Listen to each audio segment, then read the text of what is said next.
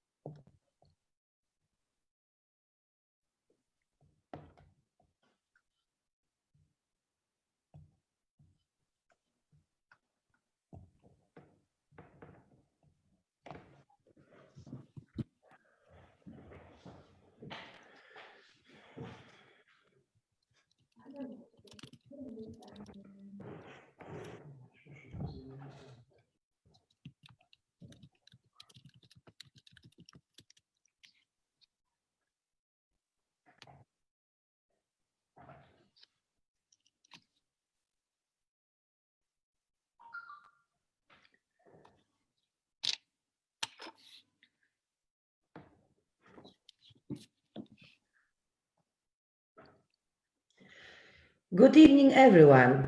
Welcome to At Home Together series with a topic of home space organization.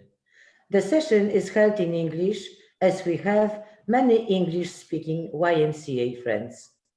If you have questions or comments, please use the comment section. The webinar speakers are Anthony and Sarah, members of YMCA Malta team, whom I'm inviting to introduce themselves, please. Hello, Iwona. Hello, Sarah. Hello, those people who are listening to us on Facebook. I am Anthony. People know me as the CEO of YMCA, and I am glad to be here today to speak on a very important topic. Hello, good evening. My name is Sarah. A bit of background. I'm a psychology graduate and I started my journey with YMCA in August 2018 as a project co-worker. And now I got the opportunity to be the head of home of 𝙃𝙤 𝙃𝙤𝙜𝙚. And my name is Iwona. I am responsible for YMCA Malta Social Business Program. My background is in education, social work, counseling, and real estate. I have gained my experience and education in Poland, Canada, and Malta.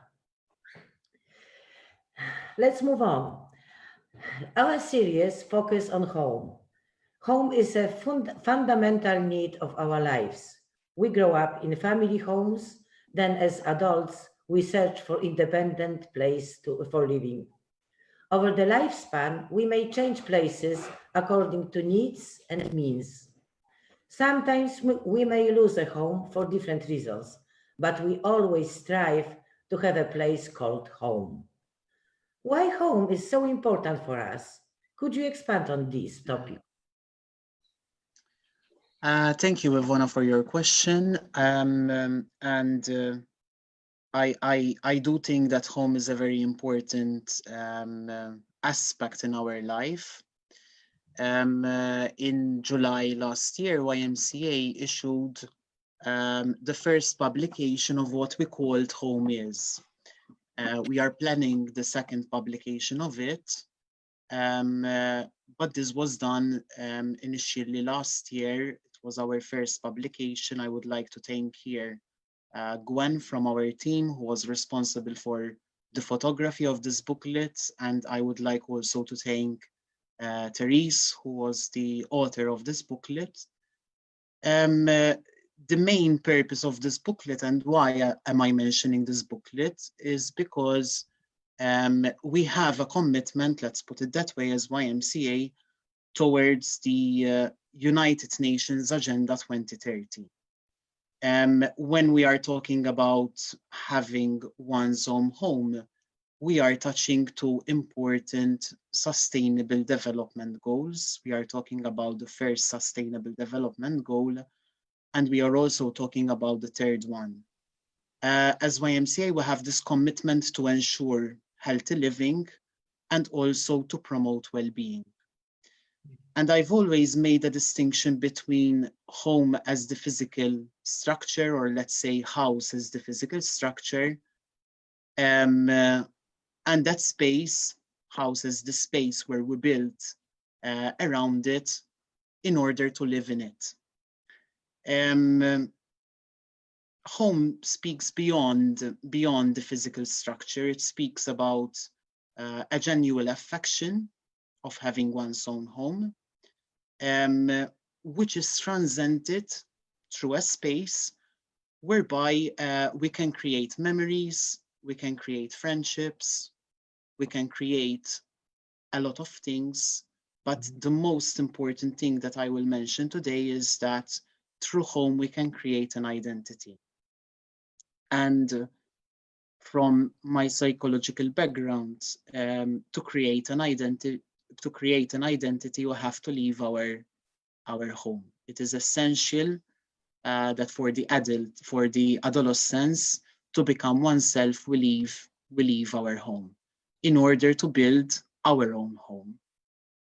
And then, of course, once our identity is created and solidified, we return to our kind of nest.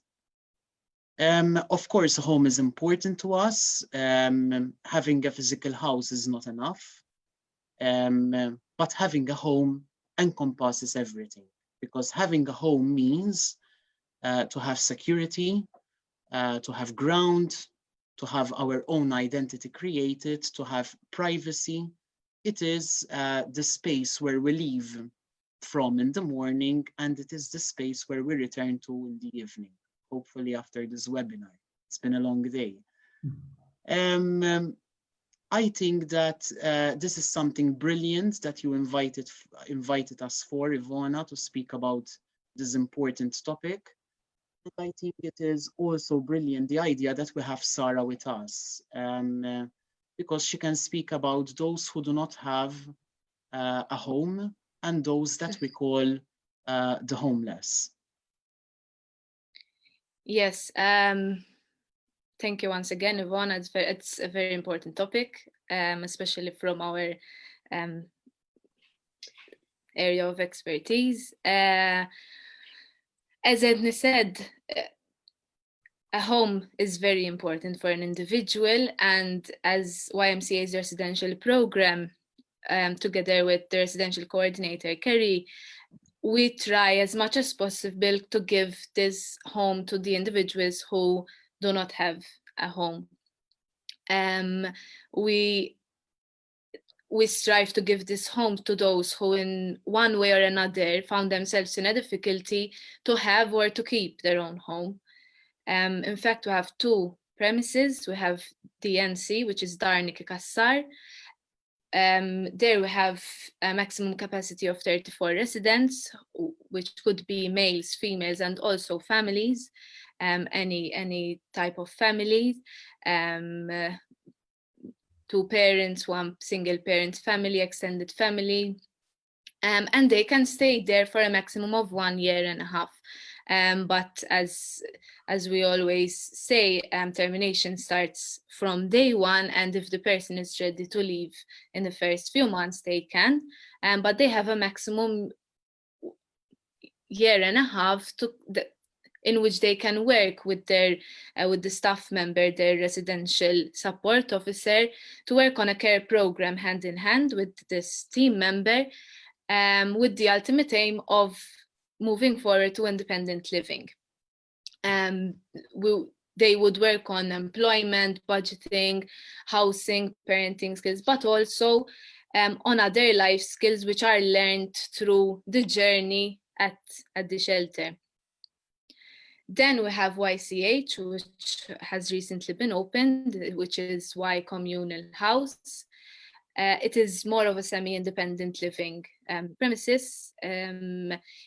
There aren't staff around the clock, but they would still have that support from the residential team, and there would still be communal activities, and there is still that interventions from the team members.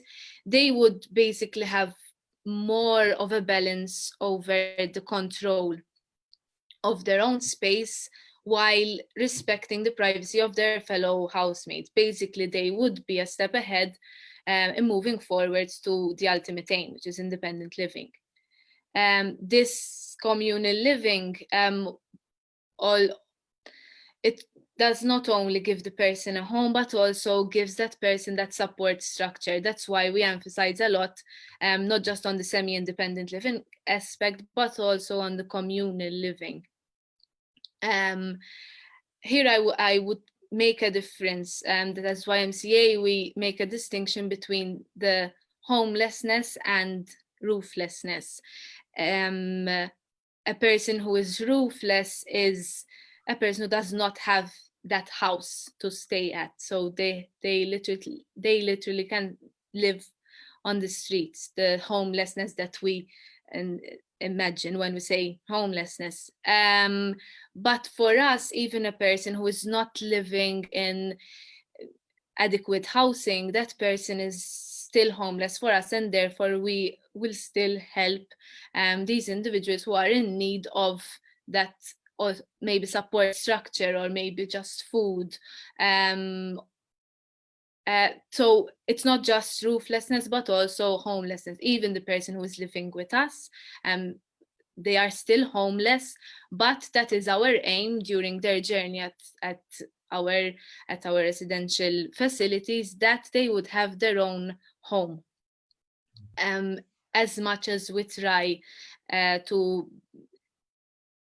we structure the home, but together with the residents, we make that house a home, together as a one extended team. And this gives an important note, is that a person who is roofless could not, it's very difficult to continue living in that routine, to go to work, where would the person have a shower so that the next day they would get up and go to work again, where would the person shower. So it's not having a house would bring a lot of difficulties in losing the job. So a house, and this is what we try to do, gives them safety, and as Anthony mentioned, it gives structure and a ground to live in. Thank you very much for this nice overview, and you made very important points. And my next question for you is, we tame our spaces, so to speak, we make them user-friendly. What can we say about the relationship between personal space and personal comfort? How can we look at this relationship? I think, Iwona, that here we have to make a distinction between what I call the personal and the physical space. So the way I see it is that if we have a stick, on one end we have what I will call the personal and the physical space, and on the other end of the stick is something which I call the personal and the physical comfort. When we speak about personal and physical space, I think that here we are speaking about the personal and the public space, the distance between one person and the other, and the space we need on our own. On the other hand, when we speak about personal and physical comfort, we are talking about personal comfort. It's about what makes me comfortable within me, whilst physical comfort is about what makes me comfortable from the environment around me. And this leads me to the relationship between both of them. I think one can have good physical comfort, but mentally not feeling safe. So we are not only saying here that the homeless person is the only one not feeling safe, but one can have everything. He can have, or she can have, the good physical comfort, but then the safetiness that we feel inside us mentally, it is not there. One can be comfortable when it comes to the personal space, and that is the distance one has between oneself and the other. One can be comfortable when it comes to the physical space, and that is the physical space around us. However, one can have good physical comfort at home, but mentally not feeling safe. And this speaks a lot about this relationship between space and comfort. For sure, I believe that a shelter, if we are to go, because Sarah is with us today, a shelter is not completely 100% comfortable. And I always say that this is part of the care program. You know, we do not want them to make them dependent on us. We want them to leave eventually. We want them to leave this nest that we give them in order to become independent. However, for us, what is important here is that we want them to feel safe. Of course, it also depends on the human activities, and I will speak a little bit here about the human activities. That is the activities that we carry out in our home. And I will question the audience that are watching us. Do we cook? Do we watch TV? Do we have communal activities with our families or with the people that we live with? In other words, do we create the sense of belonging, the sense of family ties? So I would say that human activities are what define us, but also what makes us create this sense of belonging and what brings forth family ties. I always say a family that eats together, stay together. I can't remember where I heard this, but I think the statement says a lot, and it is a very beautiful statement. But when we speak about the human activities, we have to speak also about the territories. I have a cat at home, and she's very territorial. But also, as humans, we are territorial. And territories have to do with our identity, the identity we take in our house.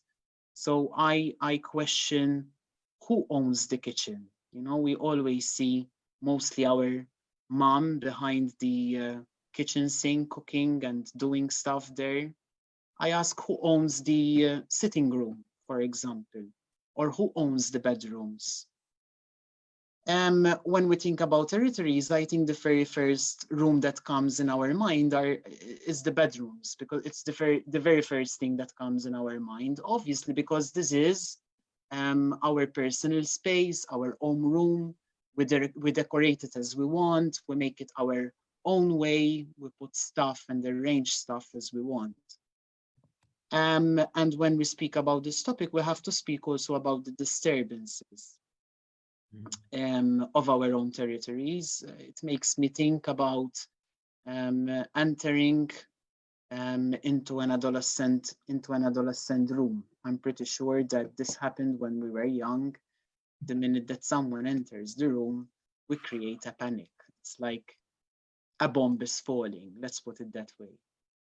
And if lucky, between siblings, if they have their own rooms, you know, what happens when the sister enters the brother's room or vice versa? It's kind of, when we speak of territories, we're speaking about privacy. We're speaking about this identity where we create some kind of privacy. Maybe Sarah can say more about the activities, maybe about the territories that takes place at the shelter. Yes, we try as much as possible when we describe the house and the home, we try as much as possible to make that home environment. So we create activities together with the residents themselves. We have weekly or even more activities weekly, and it gives that comfort for the residents themselves. I mean, when a person just came from a day at work, I think these activities, and it would make the person eager to go back home and to go back to that community that is built at the shelter. So it's very important for us. I think activities are one of the things that we emphasize on the most. And it's not always planned activities. It's sometimes just a team member is there and one resident wants to play bingo, so we take out the bingo set and we start playing bingo. So that is a very nice feeling for the team, the residents themselves, and they mention this community aspect. And sometimes, yes, some of the residents would say, what am I going to do without this community? And this is why the communal houses, YCH, was created. After all, we want them to move forward. So if it means that moving forward with another resident at the shelter, and there is that support structure from the shelter going forward to that independent living, that is the ideal. And we had cases that they were strangers when they came inside the shelters, and they helped each other finding employment, and eventually, and they did not take that 1.5 years, and they moved on to shared accommodation together. And we are still in close contact with them, which is the ideal. It's a very, very successful cases. And this is what we try to do as well. Anthony, you mentioned the comfortable, being too comfortable.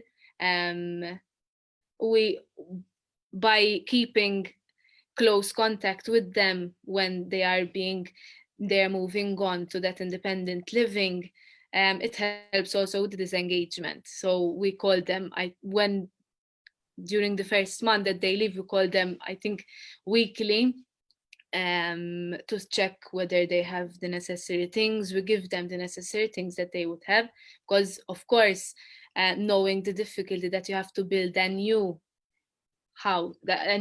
home, and they would have the structure, as we said, the home, but they would be moving forward to build their own home. So we try as much as possible to help them in this regard, and knowing this communal feel, they would come back to us, and if they need anything, we're always there. So I think it starts from the activities, yes, and from the effort in creating that communal living, and it moves on to all the way to the ultimate aim when they move to independent living. We have clients who have left us about a year ago, or that's what I remember, and they're still in close contact. They come to the shelter, so it's a really nice feeling. It starts from a simple thing of playing bingo, but it ends up being a lifetime relationship. Wonderful. To summarize what you have said, YMCA Malta operates 2 residential facilities for residents of various backgrounds. Those people experience the situation of not having own home. Organizing such facilities, in fact, is organizing homes for others. Could you bring this experience closer to the audience? What are the most important factors that make the facilities comfortable and ordered? Are the residents involved in the decision-making process? Yes, apart from the activities which I already mentioned, of course, what we emphasize on are, as you mentioned, the various backgrounds. We emphasize a lot on the individual needs of the person. So if the person A and person B, they probably have a totally different needs. If it's related to culture, if it's related to religion, if it's related to nationality, if it's related to character. So we keep all that in mind, even when doing the activities. So for example, I'm going to give a very basic example, but in Easter we had 2 consecutive Sundays of Easter because of different faiths, and they enjoy the feasts of different faiths together. We had a very beautiful lunch organized on both Sundays, which is really a really great feeling for the residents and for the team. I think we at the shelter, various backgrounds again are come at the shelter, and this culture humility is projected on the residents, because even themselves they are all involved, and they are include each other in their different the different faiths, if they have different traditions. For example, an activity that comes to mind is Maltese nights or African nights, or it depends, but those are the type of activities which create even more that communal feel. Of course, at the same time, we give them their own space as well. We try to organize as well the house as it is. Their rooms are gender segregated, but then we give families a bit more space, so that it's really important for us that the family dynamic is still there. So if we bring in a family, we're going to try as much as possible, if we can, but we always manage in one way or another that the family is kept together, so that the family dynamics are not lost.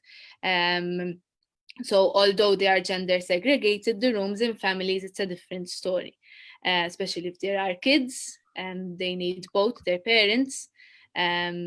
So they have different spaces, and what we try to do, for example, is having the individuals in one floor and the families on another floor, which is trying to give them their own space, family have their own space, and even the relationship between one another, between one family and another, it's even more, they get even closer.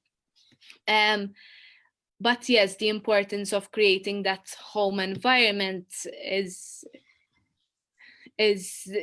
very important for us, because I mean, being homeless, it should not equal being uncomfortable. So we don't want that discomfort because a person is homeless. We try as much as possible.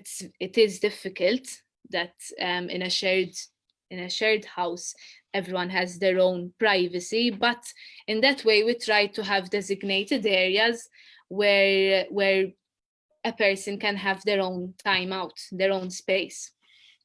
For example, we have the study area where children or adults could do their homework or their work, and the living area where everyone can hang out and watch TV, or we put on a movie. And the children's area, they have a play area, because we sometimes have a lot of children at living at the shelter, the kitchen, the garden. So they are all spaces within the small space that we have. And with these designated areas, sometimes the residents come up with these areas. For example, the play area, we had a time that we had many children living at the shelter, and the living area was becoming a bit overcrowded. So during a meeting which we have with the residents frequently, they came up with an idea: what if they have their own space? Which made sense. So this involvement, we keep on mentioning this to them, that the play area is something that they came up with, or even the garden. The garden is now full of crops and soon to have some small animals as well, it becomes something that they come up with, and if they come up with them, there is more pride and there's more esteem, and it helps them even the responsibility. That pride is very important, and they could mark their own space at the shelter as well. But yes, the involvement of the residents is very important for us, in anything really. It's not just the activities and the areas, in anything. If we feel that something is not okay, or is not simply, for example, where to put the cooker, maybe we could change the structure of the kitchen. They are involved in anything. For example, right now, this week, they were painting because many of them were at the shelter, they were painting the living area. So it's a nice way how they can involve themselves in their own, because at the moment, yes, it is their own home. So then it comes into privacy. Yes, they have shared bedrooms, which brings it it is a bit difficult to have a big space and privacy. But we start with trying to design the rooms for they are not overcrowded. From our side, we try to design them in a useful way, but at the same time that a person could live comfortably in the room. However, then, although it is difficult, then it's the first job is ours to design. But then what we do is we work with the clients to help them respect the other housemates that there are, and respect the privacy of everyone, which I think teaching them, is, and guiding them how they could change the ways rather than complaining about having lack of space. We work with them how they could be comfortable in that little space. So that is educating them while doing an activity as well, for example. But yes, they are very involved in the decision making, even with regards to rooms when we are in a position to do so. Even preferred even when changing the floors, of one floor being individuals and one being families, we check in with them how it is more comfortable, because after all, they are the ones who are homeless, they are the ones who are living at the shelter. We just go there for an amount of hours per week, but they are living there, not us. So we have to have their side of the story, and we have to have their opinion, because they are the ones living there, and they would want the best, because they're living in it. So if something is bothering them, we have to listen, and if there is something that could be changed for the better, yes, we will definitely help in this regard. I think to your question, Iwona, and to what already has been said by Sarah, an important research which was issued in 1995 that comes to my mind is the need to belong. I think the need to belong is for everyone, not for the homeless only. It's something that it's part of us. And in this research, what was issued was that in order for our ancestors to reproduce and survive, it was essentially that they establish some kind of social bonds. So for sure, a home gives us a ground for social bonds. In a way, it goes beyond this identity that we are speaking about, this identity that we create on our own. I think that it gives us a collective identity, and it really goes with what Sarah already has said. I mean, it makes even more sense now when we speak about a collective identity.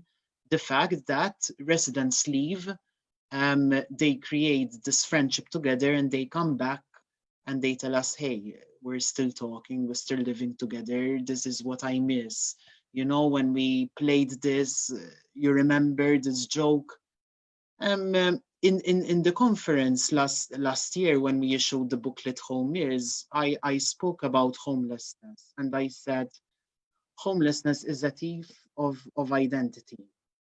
Of course, because the lack of it, the lack of having one's own home, it loses this possibility of bonding. If you don't have a home, we lose this possibility of bonding. We lose this possibility of creating friendships, we lose the possibility of having our own family, and we lose the possibility of making our own memories. There is also another research, which was, it's a latest research in 2017. It was published in the Journal of Environmental Psychology, and it narrows this discussion that we are talking about today to what they called place attachment. And I think that we all create attachment to the place, let's put it this way, the physical space that we are living at. But in the study, what came out is not really the place attachment, but what they said, or what they found, was that place attachment, there is a positive implication when it comes to well-being. So what we're saying is that a place can implicate our well-being, whether we have it or whether we don't have it. So unless we understand that not only mental health is an implication kind of for well-being, but also homelessness and rooflessness is an implication as well, I think that as a nationwide, we will not go into the standpoint that we will do something about homelessness. And my question kind of to those listening to us is more about the homeless who is squatting in a place, or the homeless who is couch surfing. Because for us, as Sarah said before, homeless is not only the person who is sleeping rough in the streets, but also those who are living in inadequate housing. And I think even those people in Malta who go from one place to another, I ask, what attachment, what bonding are they creating? Are they developing? And this makes me think also about what we call pie. Pie is not something that we eat. It's pie, P-I-E. And pie stands for psychologically informed environments. And I think that we are at a stage at YMCA, at a developmental stage, where we are looking at our services from a pie perspective. So what we're saying is that we are looking at our services from a psychologically informed environment. And when we say this, we are taking into the account the psychological makeup of what we are giving. We are looking at the thinking, we are looking at the emotions, we are looking at the personalities, we are looking at our past experiences and the past experience of the service users we meet in the different operations that YMCA as YMCA do. And I think even our homes should be taken from this perspective, from the psychological informed environment perspective. The Y Communal House, which is the first communal house that YMCA opened, was opened from the SPY kind of perspective, based on the SPY background. And what we do is we take into account the background of the people we admit, or the people of the background of the people that come to us in this place, their emotional background, their personalities, their past experience, because we believe that community is the basis of everything. So what are we doing? We are basically creating spaces for opportunities. And I think that a home is a space for opportunities. Thank you very much for giving this picture of all work done by YMCA, an explanation how we approach our residents and how we, what kind of philosophy we follow. And now I would like to take a look at spaces in general. Do you agree with the statement? If you want to put your life in order, then first clean up your room. Does chaos in environment create chaos in mind or backwards? Iwona, you have to see my office at the moment. Coronavirus made all the files go everywhere. I think that when we speak about homes and when we speak about chaotic environments, let's put it this way, I think that dwelling in itself is a mixture of science and art. I question when I meet clients in therapy, like where do we keep our belongings? Because this speaks about order or the lack of order. One of the books which Amy Morin wrote, it's called 13 Things Mentally Strong People Don't Do, and also expands about the meaning of our stuff, the stuff that we have in our environment. And she says that you can tell what you build, how you build your self-esteem around the things that you have around you. And if I can give an example, maybe if you enter a room, you can find diplomas hanging onto the wall, and that says that that person is an intellectual person. Doesn't mean this is what I had. These are all YMCA stuff. It means I love YMCA behind me. But if we enter a room and there's a lot of trophies, we say, okay, this person is an athletic person, someone who loves sports. So I think that the way the room is organized tells a lot about us, and it also gives us a self-esteem. So I would go into saying that home is a metaphor of the self. And an example I can give is that I think two important disorders, let's put it that way, that we hear a lot about are those people who are obsessive compulsive, those people who are all the time cleaning. And on the other hand, are those people who are hoarders. I think this says a lot about who we are more than anything. Home is about the self and the identity that we create. Iwona,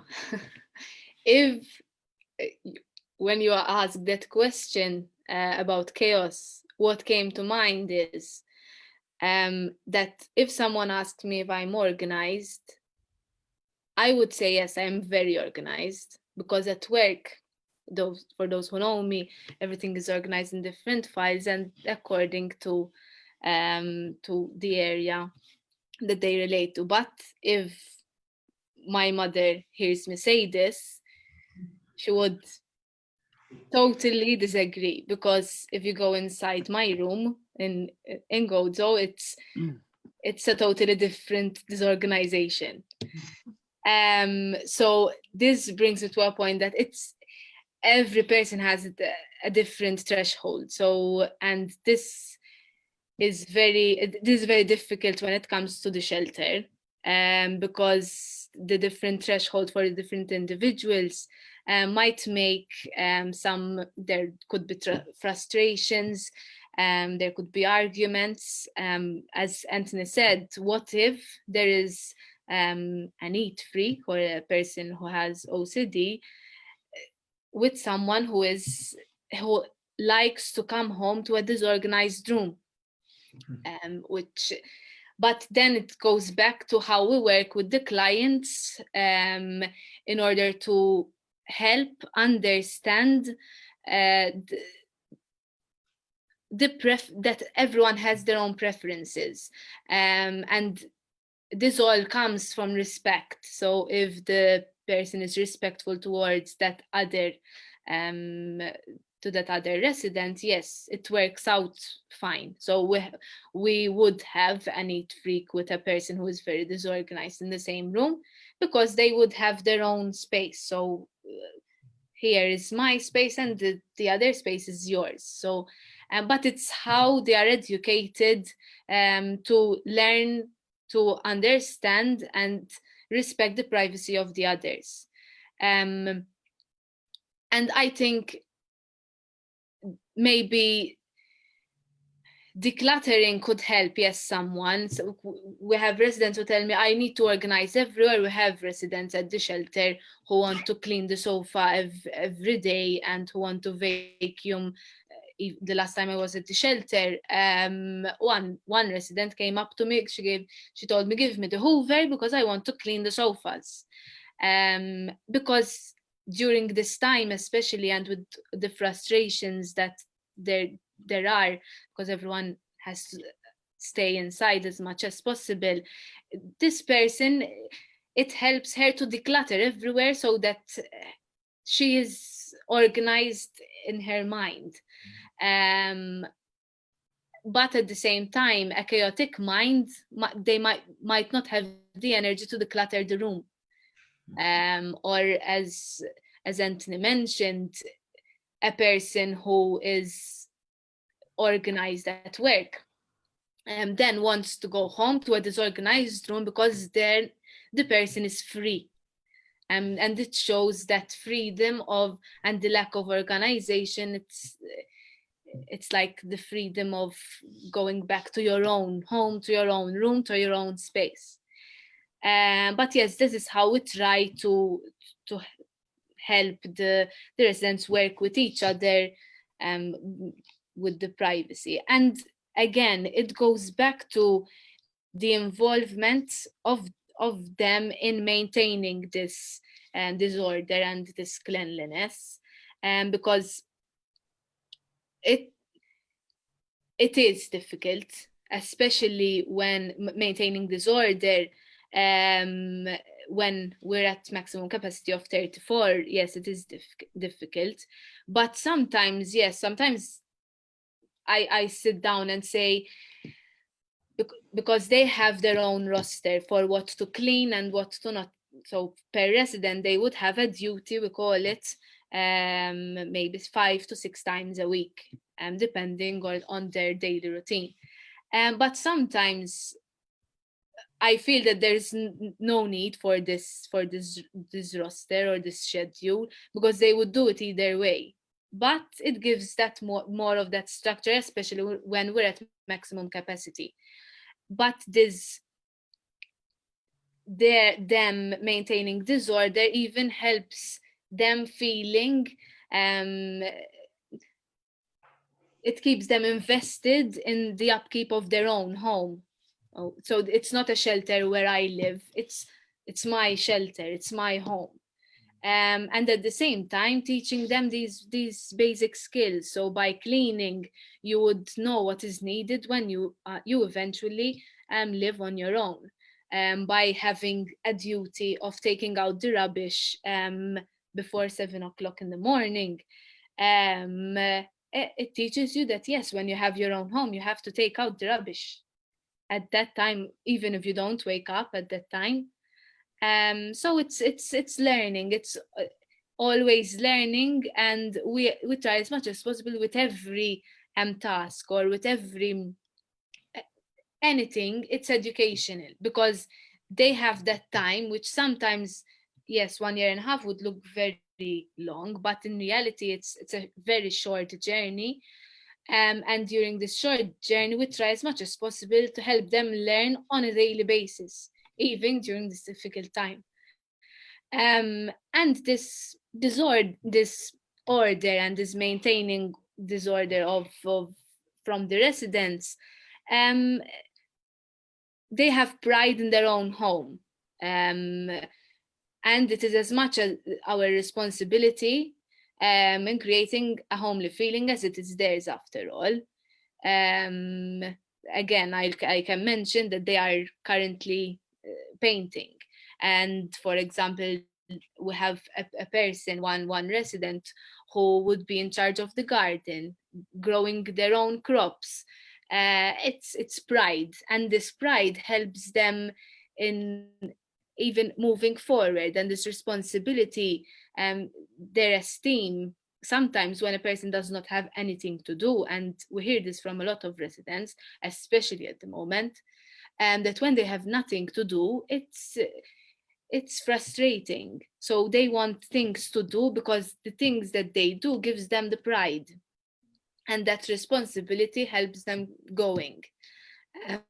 So yes, even the part of bringing small animals at shelter, it was an idea of a residents. But I'm sure that when we have these small animals, they would be his babies. And this would give him this pride. Even every Monday morning, I get, look, Sarah, what I did. Look, Sarah, how much they've grown. Or other residents, look at the sofa, how clean. I gave it a really good clean. Which are things that this pride, they when they see me or when they see anyone of the team, they would come and say, look what I did. And sometimes they get too excited as well, and they want to do everything in one day. But it's that is the beautiful that's the beauty of communal living. Sarah, I think in a way you answered one of the questions that came in, because I'm seeing to the other, I'm watching the other screen and I'm seeing a question came in. And the question was more about when people are in the same bedroom, you know, and there's no kind of personal space, whether there is an effect on the mental and the physical well-being of the person, of course. But what you're saying is a good example of how we can treat this effect, you know, the fact that we make it something, you know, something which is both, something which is ours, something which the space is both of us in a way, and we both have to take care of it.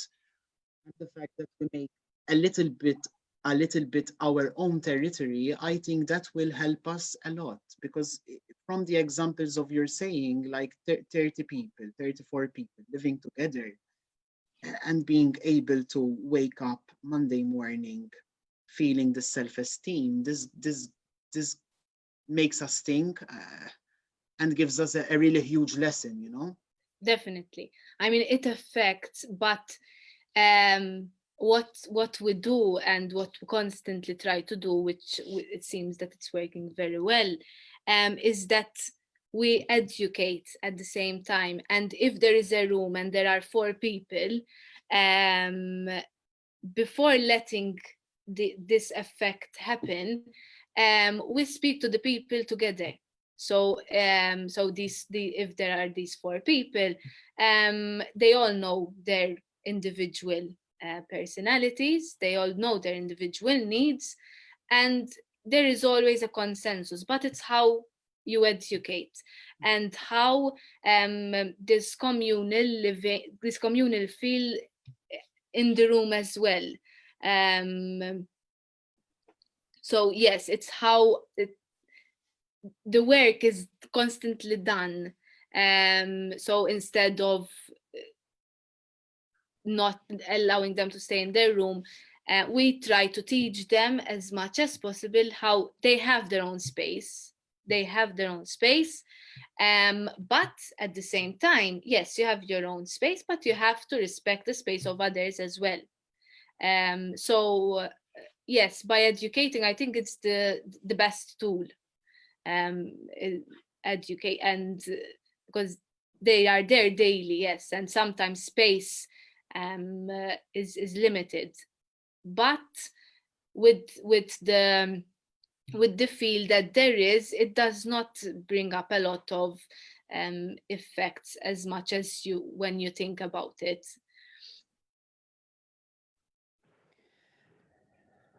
So, as you said, by organizing home spaces, we express our personalities, state of mind, needs, likes, and dislikes.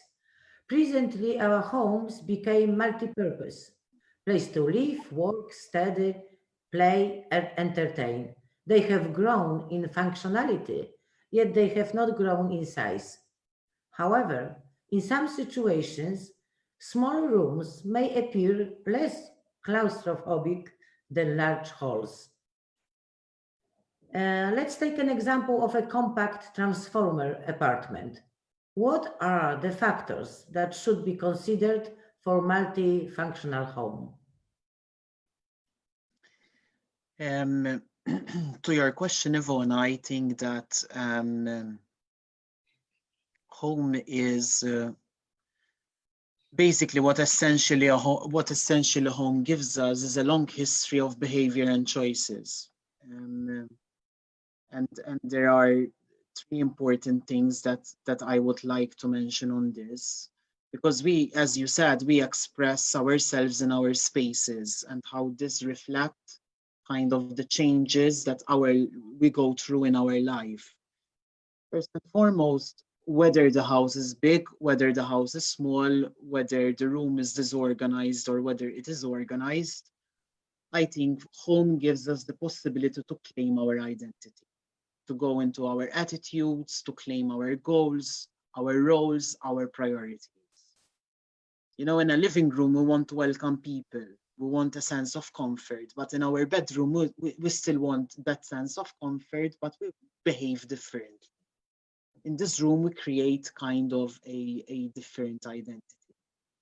The second thing is that I think that home gives us the traces of our own behavior in a way, because we subconsciously affect our space as much as we are affected by the space itself. You know, we affect the environment around us as much as the environment is affecting us. So this tells us something of who we are in a way. I might have books placed in the sitting room where I feel it's comfortable enough for me in order to be able to read a book when I am surrounded with people. I might place them in my bedroom or in a more private space where I need to be in our own or on my own.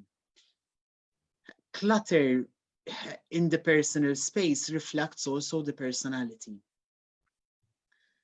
And the last thing, I think that home displays kind of a journey. You know, it helps reflect every choices, every changes we have, the important milestones in our lives. And I question, you know, I received an item as a gift. Where do I place it? I received a birthday card, for example. Where do I put it? Do I put it in the drawer? Do I hide it? You know, or do I display it for a few days so when I look at it, it reminds me of the person that gave it to me, or it reminds me of myself getting older, you know? So in a way, I feel that these are three important things when it comes to home, regardless whether it is big or small. Iwona, when you mentioned multi-purpose, what came to mind is the shelter is all of it multi-purpose. Because every area, although it's designated, every area has its own, it's designated, but yes, it is used for different things. So space arrangement is really important. For example, when we need a private space, for example, the co-working sessions that the residents would have with their own residential support officer, or there's therapy going on, they need a private space without interruption. So they use a private room, but this private room is also used as our office. So even mentioning again the garden, although it's a garden, it is therapy as well, because for certain residents, yes, it is it's very therapeutic to just sit down. There is a bench made of pallets, and sit down there alone, and it's a time out for the person to just look at the crops that have grown in the last week. The play area, although it's just a play area where there are toys, even when creating it, a room totally changes when it is purposely done for one certain thing. The room, it lit up when we put the toys and the playpens and the projector. But there is that space where the children could feel in their own comfort zone, and without any interruptions from parents, without parents. Okay, there would be monitoring, but without any parents telling them, don't throw that toy on the floor. The study area, there are no interruptions and they can study. I think the most important thing is tailoring and changing the use of an area as well, because apart from the designated area, you cannot designate every area for one use, because we have limited space. But you tailor and change the areas according to the individual needs. Whereas, for example, the kitchen is closed during the night because no one would come down and eat. Until last week, Ramadan was going on, and during the night the kitchen will come back to life at midnight. So it's tailoring and changing things around, or the living area used as a prayer room, and this was magnified during this time, during COVID, because in terms of creating space for the residents, for example, a person wants to call their family who are abroad in the living area, it would be too open. So we try to use a private room, in the same way that one of the residents would have to work remotely. We have to find that space where during office hours it is used by this resident to work, and also a place which we made an emphasis to have a room which is a timeout for during this difficult time, because we know how frustrating it is being face to face with other residents all day, because not even in your own room you still have other people, and everyone has a bad day and that they don't want to speak to anyone, and in this way the residents can come and tell us, I want a timeout, and they would go for some time in a room where there are no interruptions, and they are free to think aloud. And yes, we had to do this during COVID because we know all these frustrations. Tailoring around, it depends as well on the different cohorts that we have at the shelter. Because of their involvement, we change things around according to the people and the individual needs that there are at that current time. And I mean, we change things around, I think, a little bit too much, to be honest, especially when our residential coordinator steps into the shelter. If it's daily, she daily wants to change things around. In fact, if a resident or a team member listens to me saying it, I'm sure that they are laughing because it is true that we're always changing things around in the little space that we have, but it's the optimal use of space, whilst trying to accommodate to the individual needs of the cohort that there is at that time, and personalizing that area, but at the same time it's functioning. But yes, there are points at which, for example, a piece of furniture would be cluttering the room. So there is a limit at which you have to stop. There is structure still within the changing around. So if the children's toys are going to stay on the shelves in the play area, the books are in the bookcase,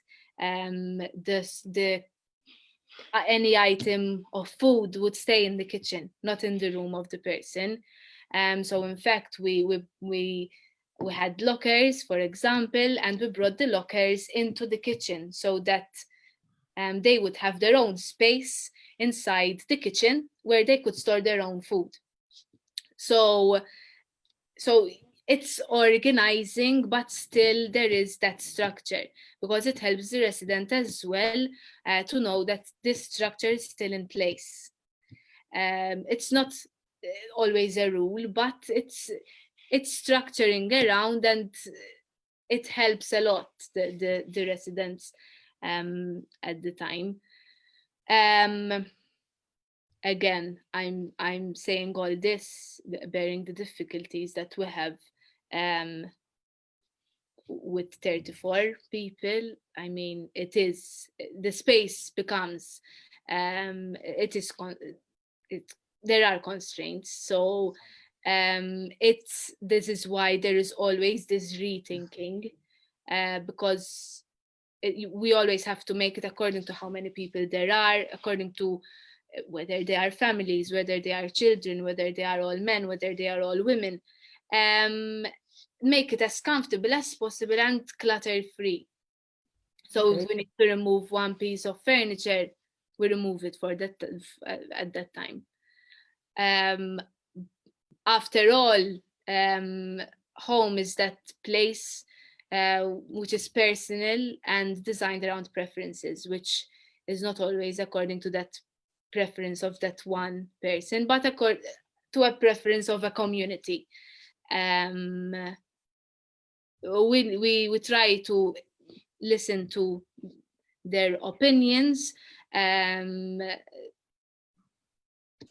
make them as comfortable as possible, while understanding what they would want, without making it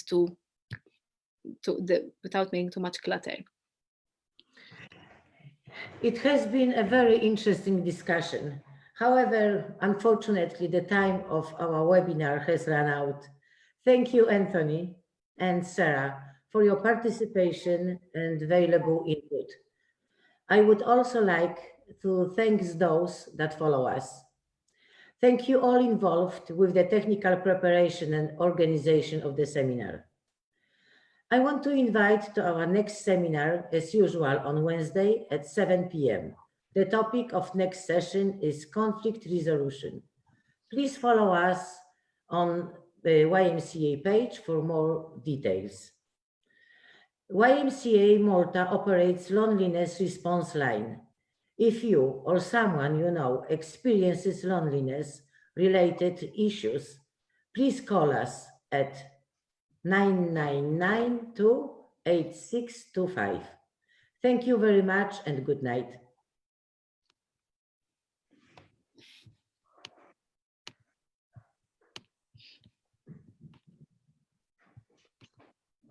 Nedit linja bħala tweġiba għat-tixrid